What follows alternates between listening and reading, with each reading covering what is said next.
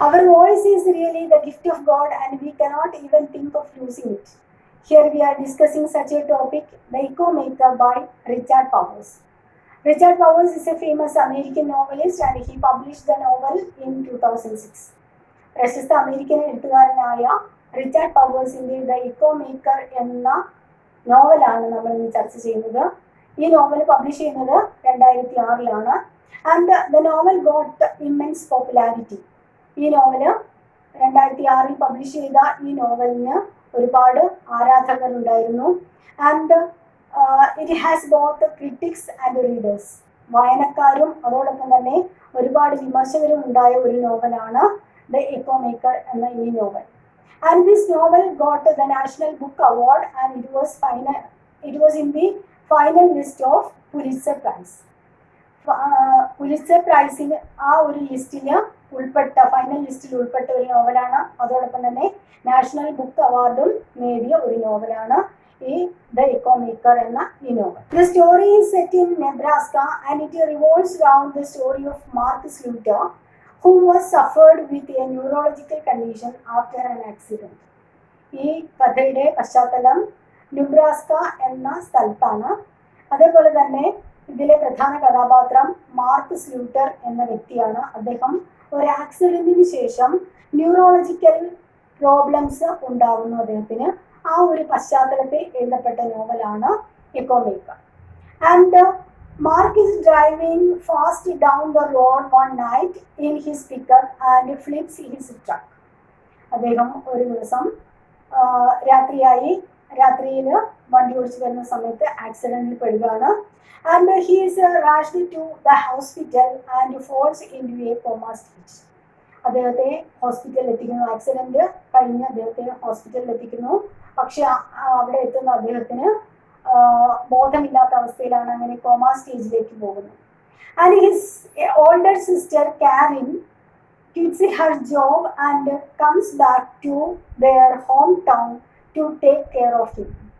അവരുടെ സഹോദരി കാരിൻ എന്ന മൂത്ത സഹോദരിയാണ്. ആ സഹോദരി പുറത്ത് ജോലിക്ക് പോയതാണ്. അവളുടെ ജോലി ഉപേക്ഷിച്ച് തൻ്റെ സഹോദരനെ ശുശ്രൂഷിക്കുന്നതിനായിട്ട് എത്തിച്ചേരുന്നു. കാരിൻ എന്നാണ് അവരുടെ പേര്. And Mark recovers from his head injury and wakes up but believes his sister to be an imposter. അദ്ദേഹം മാർക്ക് കോമ സ്റ്റേജിലാണ്. പക്ഷേ കുറച്ച് നാളുകൾക്ക് ശേഷം ആ തലയിലെ മുറിവ് ഉണങ്ങുന്നു. അങ്ങനെ ബോധം തിരിച്ചു കിട്ടുന്നു, അല്ലെങ്കിൽ വേക്കപ്പ് ഉണരുന്നു. കോമ സ്റ്റേജിൽ നിന്നും ഉണരുന്നു. പക്ഷെ അങ്ങനെ ഉണരുന്ന അദ്ദേഹത്തിന് ന്യൂറോളജിക്കൽ പ്രോബ്ലം ഉണ്ട്. ആ ന്യൂറോളജിക്കൽ പ്രശ്നത്തിലൂടെ അദ്ദേഹം മനസ്സിലാക്കുന്നത് തൻ്റെ സഹോദരി തന്നെ ശുശ്രൂഷിക്കുന്ന ആള് മറ്റൊരുത്തിയാണ്, അല്ലെങ്കിൽ വേറെ ഒരാളാണ്. സഹോദരിയെ തിരിച്ചറിയാൻ വയ്യാത്ത പ്രോബ്ലമാണ് ഇവിടെ. അതായത് തൻ്റെ സഹോദരി വേറെ ഏതോ ഒരു സ്ത്രീയാണെന്നാണ് സങ്കല്പിക്കുന്നത്. And he is diagnosed with Capgras syndrome, a condition characterized by the belief that everyone in the sufferer's life is an identical duplicate pretending to be whom they say they are. ഈ പ്രശ്നത്തിൻ്റെ പേര് കോപ്ഗ്രാസ് syndrome എന്നാണ്. ഈ പ്രശ്നത്തിൽ ഈ ഒരു syndrome കാണിക്കുന്ന ഈ ഒരു രോഗലക്ഷണത്തിൻ്റെ പ്രത്യേകത, അല്ലെങ്കിൽ ഈ ഒരു രോഗത്തിൻ്റെ പ്രത്യേകത, തന്നെ ശുശ്രൂഷിക്കുന്ന ആള് ഒരു ഡ്യൂപ്ലിക്കേറ്റ് ഐഡന്റിറ്റി ആണ്. അതായത് മറ്റൊരു അപരനാണ്, വേറൊരു വ്യക്തിയാണ് എന്ന് വിശ്വസിക്കുന്ന ആ ഒരു കണ്ടീഷനാണ്. അതായത് ഇവിടെ സഹോദരിയാണ് ശുശ്രൂഷിക്കുന്നത്, പക്ഷേ സഹോദരി അല്ല എന്നാണ് അയാൾ വിശ്വസിക്കുന്നത്. അങ്ങനെ ഒരു സിൻഡ്രോം, അങ്ങനെ ഒരു ന്യൂറോളജിക്കൽ സിൻഡ്രോമാണ്, പ്രശ്നമാണ് ഈ ഒരു പ്രശ്നം. Mark cannot remember what had happened that night.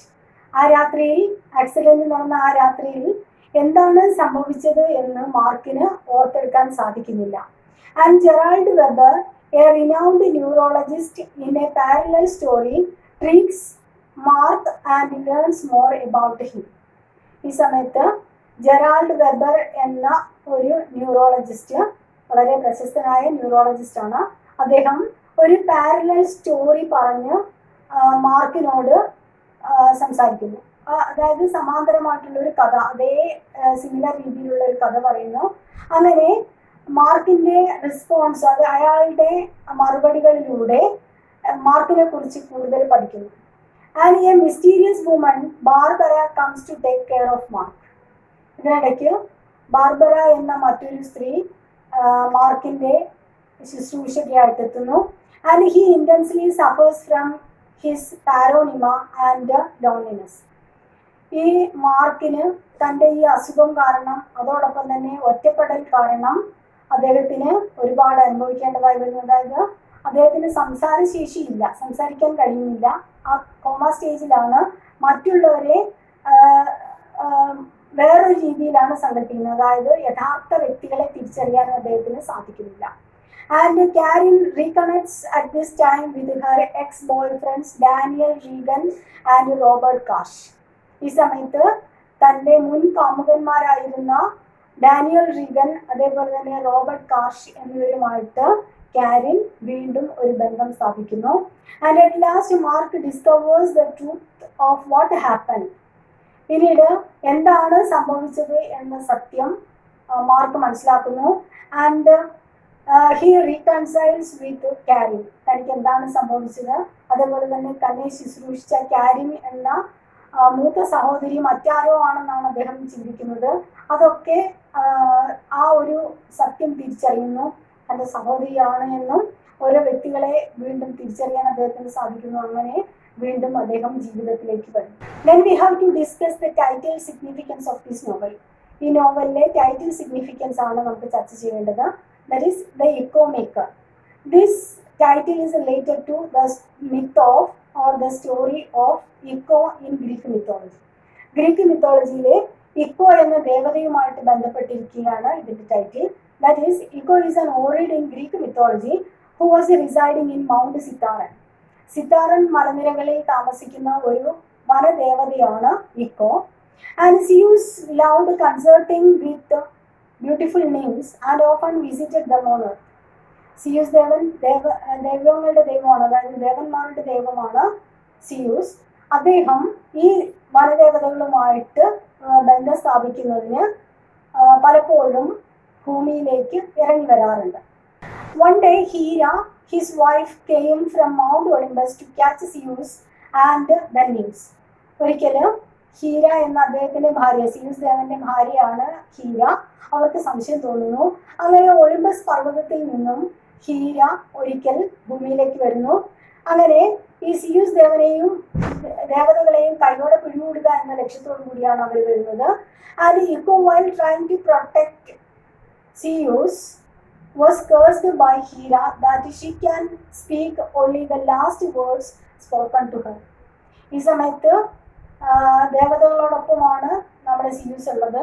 അങ്ങനെ അവരെ രക്ഷിക്കാൻ, സിയൂസ് ദേവനെ രക്ഷിക്കാൻ വേണ്ടി ഇക്കോ തയ്യാറാകുന്നു. അങ്ങനെ തയ്യാറാകുന്ന സമയത്ത് ഇക്കോയെ ഹീര ശപിക്കുന്നു.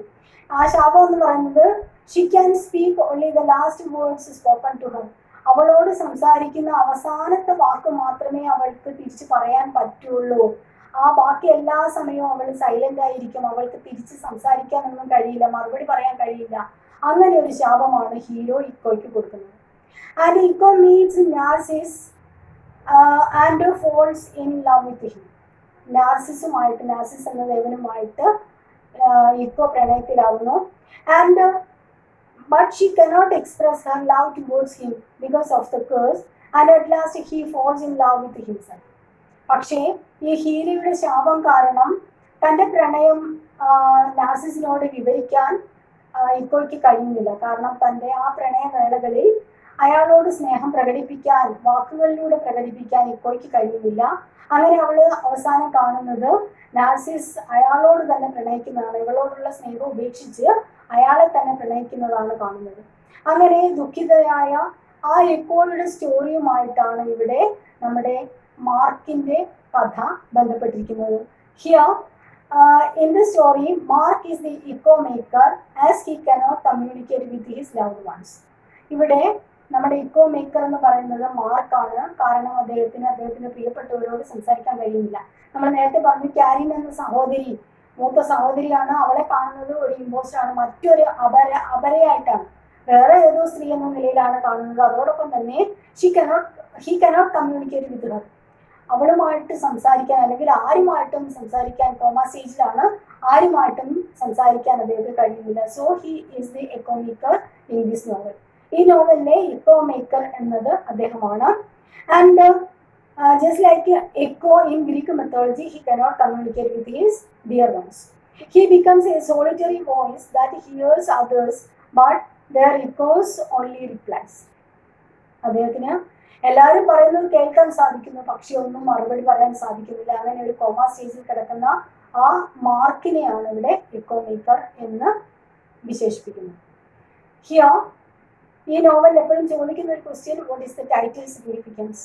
പിന്നീട് ദ ട്രാൻസ്ഫോർമേഷൻ ഓഫ് മാർക്കിൻ്റെ അല്ലെങ്കിൽ the conditions of Mark after the ആക്സിഡന്റിന് ശേഷമുള്ള അദ്ദേഹത്തിൻ്റെ കാര്യങ്ങൾ, ഇതൊക്കെയാണ് ഇതിനകത്ത് ചോദിക്കാവുന്ന questions. These are the main points. Hope you enjoyed it.